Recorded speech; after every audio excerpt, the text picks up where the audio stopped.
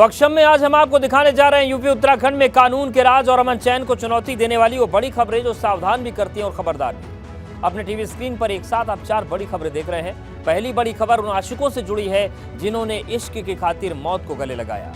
Band बाजा का माहौल था लेकिन जनाजा निकला, इश्क का खूनी इम्तिहान हुआ। दूसरी बड़ी खबर एक लिफ्ट में 24 मिनट के खौफनाक टॉर्चर से जुड़ी है। काल कोठरी बनी लिफ्ट में 3 मासूम बच्चियां थीं, दिखाएंगे 24 मिनट तक वहां क्या हुआ। तीसरी बड़ी खबर और भी ज्यादा दिलचस्प है। एक चूहे के मर्डर से जुड़ी हुई। एक शख्स पर चूहे के कत्ल का इल्जाम लगा तो पुलिस ने चूहे का पोस्टमार्टम कराया, अब रिपोर्ट आ चुकी है। और चौथी बड़ी खबर खाकी की दागदार छवि की है जिसमें खाकी पर एक युवक की कत्ल का इल्जाम लगा है। आपको सावधान करती इन सभी बड़ी खबरों को विस्तार से बताएंगे। सुनकर आपको हैरानी होगी लेकिन हकीकत है, बदायूं में एक चूहे का पोस्टमार्टम हुआ, वो भी इसके कत्ल के मुकदमे के बाद। एक पड़ोसी ने अपने पड़ोसी पर चूहे के कत्ल का मुकदमा दर्ज कराया। पुलिस ने फैसला लेने के लिए चूहे की लाश को IVRI भेजा। अब चूहे की पोस्टमार्टम रिपोर्ट सामने आ गई है। चूहे की मौत का सनसनीखेज खुलासा। चूहे की पोस्टमार्टम रिपोर्ट ने भी चौंकाया। IVRI की जांच में पुष्टि, दम घुटने से मौत। रिपोर्ट कह रही है खराब थे चूहे के फेफड़े। बदायूं के इस अनोखे तरह के मुकदमे ने सबको हैरान और परेशान कर रखा था। एक एनिमल एक्टिविस्ट पड़ोसी ने अपने ही पड़ोसी पर चूहे की मौत का मुकदमा दर्ज कराया था। तब से उस शख्स पर चूहे की हत्या का संगीन गुनाह था। आखिरकार तय हुआ कि चूहे का पोस्टमार्टम होगा तभी दूध का दूध और पानी का पानी होगा। चूहे की लाश को बाकायदा IVRI भेजा गया। Joint director doctor KP Singh का कहना है कि चूहे का पोस्टमार्टम IVR में ही हुआ है। 25 नवंबर को चूहे की लाश को IVRI लाया गया था। 2 वैज्ञानिकों की टीम जिसमें डॉक्टर अशोक कुमार और डॉक्टर पवन कुमार शामिल थे, पोस्टमार्टम किया। पोस्टमार्टम में देखा कि चूहे के फेफड़े फूले हुए थे। पोस्टमार्टम में उन्होंने देखा कि उनके जो चूहे के फेफड़ों में उनमें काफ़ी फूले हुए थे फेफड़े, और उसके जो कलेजी लीवर है उसमें भी कुछ नेक्रोटिक फोकाई थे। उसके बाद उन्होंने उसके सैंपल कलेक्ट करके उसकी हिस्टोपैथोलॉजी और माइक्रोस्कोपिक जांच की। माइक्रोस्कोपिक जांच में उनको फेफड़ों में कोई नाली के पानी या उसके कोई गंदगी के अवशेष उनको नहीं मिले, लेकिन लंग की जो एल्वेलाई होती हैं वो काफ़ी फटी हुई थी, जो कि मरने के दौरान कोई भी जानवर है, इंसान, वो जोर जोर सांस लेता तो उससे रप्चर कर जाती है। उसके लीवर में भी कुछ दिक्कत थी। फिर उसके बाद फेफड़ों की माइक्रोस्कोपिक जांच कराई गई। माइक्रोस्कोपिक जांच में उसके फेफड़ों में नाली के पानी की कोई गंदगी नहीं मिली। यानी ये साफ हुआ कि उसकी नाली में डुबाने से मौत नहीं हुई है। लेकिन लंग की जो मांसपेशियां काफी फटी हुई थी। मरने के दौरान कोई भी जानवर या इंसान जोर जोर से सांस लेता है तो फट जाती हैं। दूसरा, जो उसके ऑर्गन लीवर हैं उसमें पहले से भी कई इन्फेक्शन थे। वैज्ञानिक इस नतीजे पर पहुंचे कि चूहे की मौत दम घुटने से हुई है। दूसरा, जो उसके ऑर्गन लीवर में उसमें कोई नेक्रोटिक फोकाई थे जो कि ड्राउनिंग से रिलेटेड नहीं थे, वो कोई दूसरा इन्फेक्शन उसको हो सकता है। लेकिन जब हमारे वैज्ञानिक उसका लिटरेचर पढ़ा तो उन्होंने देखा कि जो माइस या रैट होते हैं, ड्राउनिंग के टाइम में इनका लैरिंजल स्पाज्म होता है, तो उस स्पाज्म के वजह से वो फेफड़ों में पानी नहीं जा पाता, तो इसका कारण ये भी हो सकता है। तो जांच में हमारे वैज्ञानिक इसी निर्णय पहुंचे कि ये एस्फिक्सिया का केस है, और इसको ड्राई ड्राउनिंग भी कह सकते हैं। ड्राई ड्राउनिंग मीन्स उसमें फेफड़ों में ड्राउनिंग का पानी या वो नहीं मिले, तो जो उनकी जांच है उसमें एस्फिक्सिया, दम घुटना, उन्होंने इसका मृत्यु का कारण बताया। चूहे की हत्या के मामले में पोस्टमार्टम रिपोर्ट आने के बाद अब नया मोड़ आ गया है। IVRI में हुए पोस्टमार्टम से खुलासा हुआ है कि चूहे की नाली में डुबोने से मौत नहीं हुई है, बल्कि उसके फेफड़े पहले से ही काफी खराब हो चुके थे, जिस वजह से दम घुटने से उसकी मौत हुई है। इस मामले में बदायूं में चूहे की हत्या की नामजद रिपोर्ट दर्ज हुई थी। पोस्टमार्टम रिपोर्ट आने के बाद अब पुलिस को तय करना है कि वो इस मामले में आगे क्या कार्रवाई करती है। Bureau report, ABP Ganga. खाकी भरोसे का नाम है। खाकी जागती है तो लोग चैन से सोते हैं, लेकिन अंबेडकर नगर में खाकी पर एक शख्स के कत्ल के खून के छींटे हैं। इल्जाम है कि खाकी ने खूनी टॉर्चर किया, जिससे युवक की जान चली गई।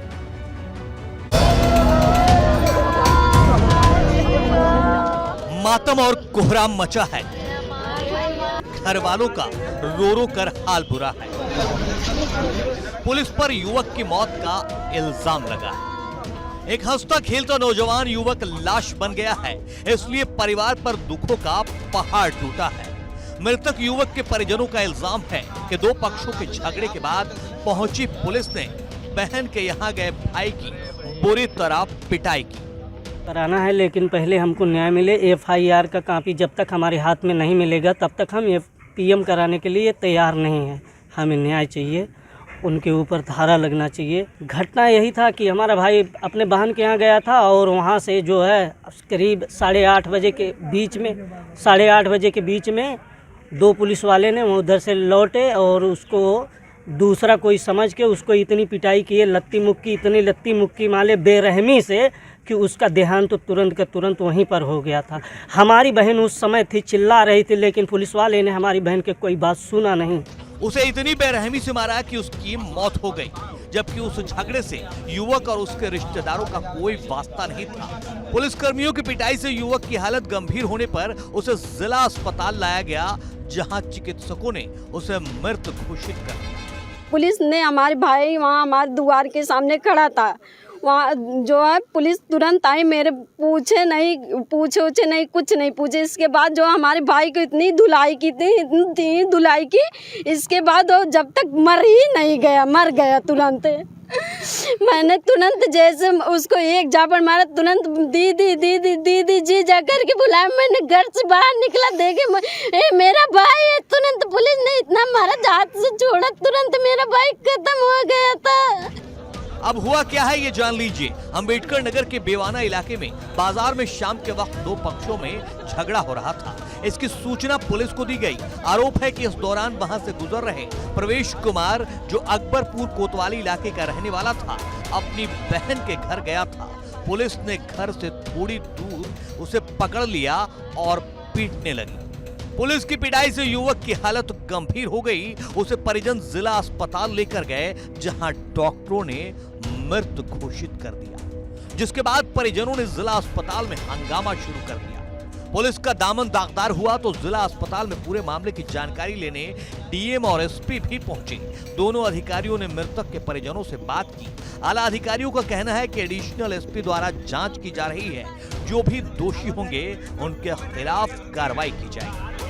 हाँ, घटना के बारे में सूचना मेरे पास है। इस पर एफआईआर लिखी जा रही है, पंचायतनामा कार्रवाई की जा रही है और पोस्टमार्टम की कार्रवाई के बाद विवेचना से जो तथ्य आएंगे प्रकाश में, उसमें जो लोग दोषी हैं उनके खिलाफ कार्रवाई की जाएगी।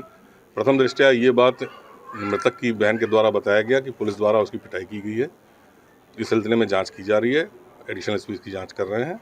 जो चीज़ आएगी जांच से प्रकाश में, उसके अनुसार कार्रवाई की जाएगी। अब सवाल यह है कि पुलिस अगर इस बेकसूर की मौत की गुनहगार है तो उन पुलिस वालों को उसकी मुकम्मल सजा मिलनी चाहिए, ताकि खाकी से लोगों का भरोसा उठने ना पाए। Bureau report, ABP Ganga. बड़ी बड़ी इमारतों में रहने वालों के लिए लिफ्ट उनकी जिंदगी को आसान बनाती है, लेकिन यही लिफ्ट कई बार बड़े हादसों का सबब भी बनती है। गाजियाबाद में भी कुछ ऐसा ही हुआ, जिसकी तस्वीर सीसीटीवी में कैद हुई। देखिए लिफ्ट वाली काल कोठरी में खौफ के वो 24 मिनट।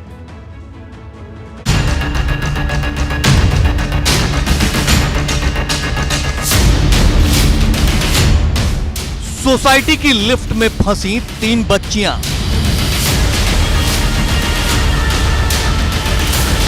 लिफ्ट वाली काल कोठरी में 24 मिनट। इन तस्वीरों में खौफ का साया है। इन तस्वीरों में 3 बच्चियों की हौसले की इम्तिहान है। इन तस्वीरों में मासूमों की मुसीबत से जंग है। इन तस्वीरों में एक लिफ्ट में फंसी 3 बच्चियां दिखाई दे रही हैं। लिफ्ट में इनके दाखिल होने के बाद गेट लॉक हो गया। लिफ्ट न ऊपर जा रही थी न नीचे।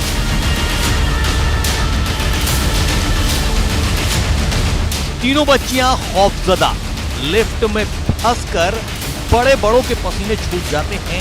ये तो फिर भी बच्चियां हैं, निकलने की कोशिशों में जुटी रही।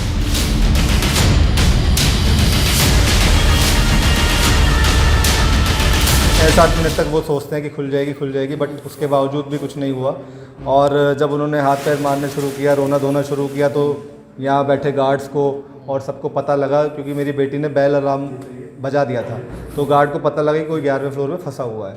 तो ये लोग पहुँचते हैं, कुछ नहीं हुआ। फिर लिफ्ट ऑपरेटर आता है, उसको भी समझ में नहीं आया कुछ नहीं हुआ, क्योंकि लाइट आ रही थी, सब कुछ सिस्टम ठीक चल रहे थे, लेकिन समझ में किसी को नहीं आया लिफ्ट ऑपरेटर को, गार्ड को, कि करें क्या। और इसी सब में लगभग 24 मिनट निकल गए और ये कुछ नहीं कर पाए। और जब हम मेंटेनेंस पे करते हैं, ये सोसाइटी हैंडओवर हो चुकी है RWA को, तो जब RWA वालों से बात की जाती है तो उनका कहना ये है कि भाई अपने बच्चों को आप अकेला क्यों भेजते हो। अब इस पिंक टी शर्ट और ब्लैक पैंट वाली लड़की को देखिए, इसकी हिम्मत की दाद देनी होगी। अपनी हम उम्र बच्चियों का एक तरफ हौसला बढ़ा रही है, तो दूसरी तरफ लिफ्ट से बाहर निकलने का रास्ता तलाश रही है।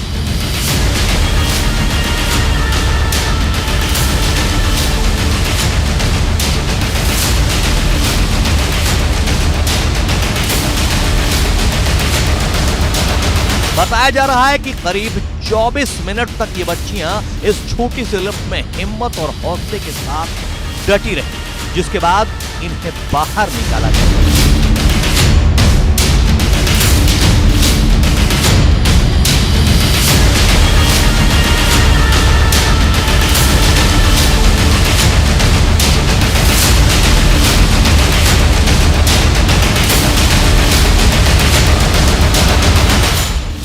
बताया जा रहा है कि एक क्रॉसिंग रिपब्लिक की एसोटेक नेस्ट सोसाइटी का मामला है, जहां की लिफ्ट में ये 3 बच्चियां फंसी। बच्चियों के घर वालों ने लापरवाही का आरोप लगाते हुए अब पुलिस में शिकायत दर्ज करवाई है। जो परिजन हैं उन्होंने थाने में FIR दर्ज कराई है और आरोपी बनाया है RWA अध्यक्ष और सचिव को। उनका साफ तौर पे यह कहना है कि हम मेंटेनेंस पूरा देते हैं, लेकिन मेंटेनेंस के नाम पर यहाँ पर कुछ भी नहीं है। सोसाइटी का मेंटेनेंस देखने वाले अधिकारियों और कर्मचारियों की लापरवाही भी इसके लिए जिम्मेदार है। सोसाइटी के लिफ्ट में ऑपरेटर का होना जरूरी है, ताकि बच्चे किसी हादसे का शिकार न हो।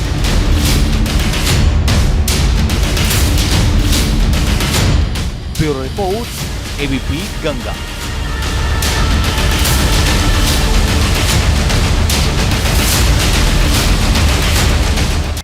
और इस बीच बड़ी खबर है रामपुर से, जहां पर कांग्रेस से निष्कासित होने पर बोले हैं नवाब काजिम अली। भाजपा प्रत्याशी का समर्थन किया है और करते रहेंगे। उन्होंने कहा कि आजम के विरोध में भाजपा में जाना पड़ा तो भाजपा में भी चले जाएंगे। सपा से मिली भगत के चलते कांग्रेस ने प्रत्याशी नहीं उतारा, और उन्होंने ये भी कहा है कि कांग्रेस के फैसले से खुश हैं, अब रामपुर से कांग्रेस खत्म होगी। रामपुर में उपचुनाव चल रहा है और कांग्रेस के नेता पूर्व मंत्री नवाब काजिम अली खान ने यहां पर भाजपा प्रत्याशी आकाश सक्सेना का समर्थन का ऐलान किया था। उसके बाद कांग्रेस पार्टी ने आज 6 साल के लिए नवेद मियां साहब को पार्टी से निकाल दिया है। सर, क्या प्रतिक्रिया है आपकी? पहली कांग्रेस ने आपके ऊपर जो कार्रवाई की है, पार्टी से निष्कासित कर दिया गया है। देखिए, मैं तो उनके निर्णय का स्वागत करता हूँ और पहले भी आज़ाद था और अब भी आज़ाद हूँ। ये छोटी मोटी कार्रवाइयाँ मेरे मकसद में कभी रुकावट नहीं बन सकती हैं। आज भी मेरा जो फैसला है वो अटल है और हर तरीके से पूरी तरह से आकाश सक्सेना का मैं समर्थन अब भी कर रहा हूँ, जो लगातार कर ही रहा हूँ। और मुझे पूरा विश्वास है कि यहाँ से आकाश सक्सेना ही विधायक बन के जाएंगे। लंबे वक्त से कांग्रेस के साथ नवाब परिवार रहा है, रामपुर में कांग्रेस का मतलब नवाब परिवार रहा है। ऐसे में जब कांग्रेस का यूपी में कोई जनाधार भी बड़ा नहीं है, ये कार्रवाई आपको क्या लगता है? देखिए, नूर महल से ही कांग्रेस है और जो कांग्रेस की एक जो भी प्रेजेंस है वो हमारे परिवार से ही है। और मुझे नहीं लगता अगर हमारा परिवार का सहयोग नहीं रहेगा कांग्रेस कभी भी कोई सीट निकाल नहीं पाएगी। क्या वजह रही कांग्रेस ने कोई प्रत्याशी नहीं उतारा और आपने भाजपा का तो समर्थन मिली कर दिया? भगत थी, जो मिली भगत थी कांग्रेस के जो भी पदाधिकारी हैं जो ये फैसले लेते हैं, तो ये तो समाजवादी के साथ मिली भगत हो उनकी थी। कांग्रेस की यहाँ और पर उन्होंने सोचा कि मुझ पे ये कार्रवाई करेंगे तो कोई रुकावट आ जाएगी। मुझे तो लगता है मेरा हौसला और बुलंद हो जाए, बुलंद रहेगा और भी होगा। अगला कदम क्या होगा नवाब साहब? और अब तो स्वार का उपचुनाव होगा, चमरवा का उपचुनाव, उसमें तो मैं पूरा आज़ाद हूँ, वो तो खुल के लड़ाएंगे। आप किस स्वार पार्टी का से? उपचुनाव हम आज़म उसके परिवार के विरोध में हैं। चाहे भाजपा में जाना पड़े, कहीं भी जाना पड़े, उसका विरोध मरते दम तक रहेगा। तो कांग्रेस ने जो ऐलान किया है कुछ करते रहे। ये स्वाभाविक था, आपको लग रहा था उससे ऐसा कोई होगा? फर्क नहीं पड़ा, उससे कोई फर्क, मुझे कोई फर्क, मेरी सेहत पे कोई फर्क नहीं है। क्योंकि नवाब काजिम अली साहब हैं जो खुलकर कह रहे हैं कि आज़म खान और उनके परिवार के विरोध करना है उनको, चाहे उसके लिए उन्हें भाजपा में ही क्यों ना जाना पड़े, लेकिन वो उसका विरोध करेंगे। और यही वजह है जो उन्होंने एक बड़ा आरोप लगाया कि कांग्रेस पार्टी ने समाजवादी पार्टी से मिली भगत की और यहाँ पर कोई प्रत्याशी नहीं उतारा था कांग्रेस का, इसीलिए उन्होंने भाजपा प्रत्याशी का समर्थन किया है। Ubaidur Rahman, ABP news network, Rampur.